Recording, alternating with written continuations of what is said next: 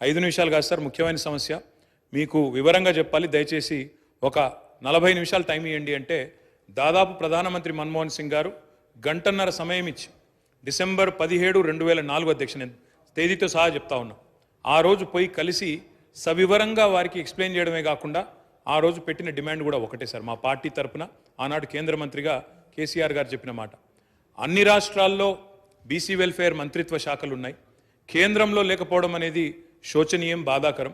కాబట్టి OBC welfare ministry ఖచ్చితంగా పెట్టండి ఆనాడు ఒక సహచర మంత్రిగా ఆ రోజు కేసీఆర్ గారు ప్రధానమంత్రి గారిని ఇక్కడ నుంచి మొత్తం సోదరులందరినీ కూడా తీసుకొని పోయి ఆ రోజు డిమాండ్ చేసిన విషయాన్ని కూడా నేను గుర్తు చేస్తా ఉన్నా అధ్యక్ష. ఆ రోజు డిమాండ్ చేయడమే కాదు, ముఖ్యమంత్రిగా ఆనాడు తెలంగాణలో 2014 తర్వాత ఒకసారి కాదు అధ్యక్ష, 2 సార్లు తీర్మానాలు కూడా చేసి పంపించినాము.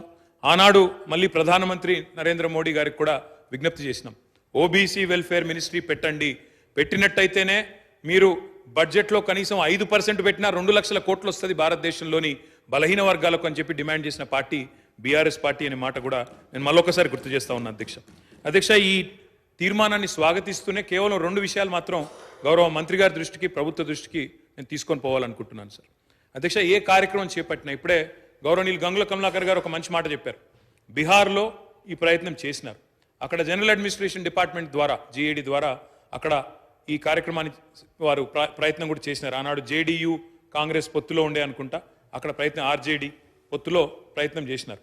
కానీ దురదృష్టవశాత్తు న్యాయపరమైన చిక్కులు రావడం వల్ల మొత్తం ప్రక్రియ ఆగిపోయింది. 500 కోట్లు బడ్జెట్లో పెట్టినప్పటికీ మొత్తం కార్యక్రమానికే విఘాతం కలిగి ఈరోజు ఎటు కాకుండా త్రిశంకు స్వర్గంలో వేలాడుతూ ఉన్నది.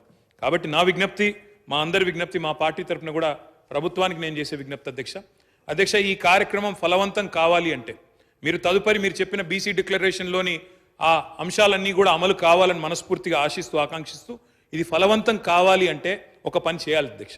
దయచేసి శాసనసభను పొడిగించండి, ఇంకా 2 రోజులు పొడిగించండి, బిల్లు ప్రవేశపెట్టండి. చట్టబద్ధత ఉంటేనే ఈ కార్యక్రమం ఫలవంతం అవుతుంది తప్ప లేకపోతే విఫలం అవుతుంది సార్.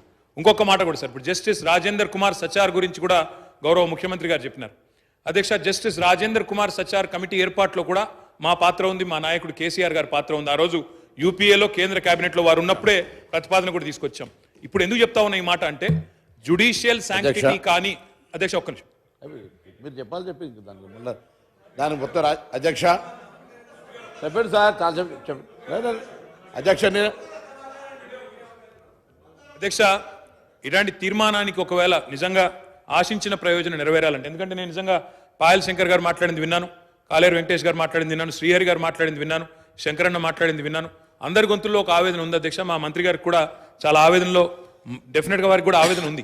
ఈ సెక్షన్కి లాభం జరగాలి, ముఖ్యంగా బలహీన వర్గాలకు లాభం జరగాలి, బీసీలకు లాభం జరగాలనే ఆకాంక్ష స్పష్టంగా పార్టీలకు అతీతంగా అందరిలో ఉంది.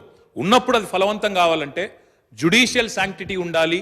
లేదా ఎందుకంటే వారే అన్నారు జస్టిస్ రాజేందర్ కుమార్ సచార్, మీరు హైకోర్టు చీఫ్ జస్టిస్ని అడిగితే మీకు ఒక సిట్టింగ్ న్యాయవాదిని ఇస్తారు, జ్యుడిషియల్ కమిషన్ వేయండి. లేదా బ్రహ్మాండంగా స్టాచ్యూటరీ శాంక్షన్ కావాలి అంటే రేపు ఎల్లుండి శాసనసభను పొడిగించండి, తమరి నిర్ణయం, వెంటనే బిల్లు తీసుకొని రండి, మేము సంపూర్ణంగా మా పార్టీ నుంచి మద్దతు తెలియజేస్తామని చెప్పి కూడా తెలియజేస్తూ మీకు ధన్యవాదాలు అధ్యక్ష అవకాశం ఇచ్చింది.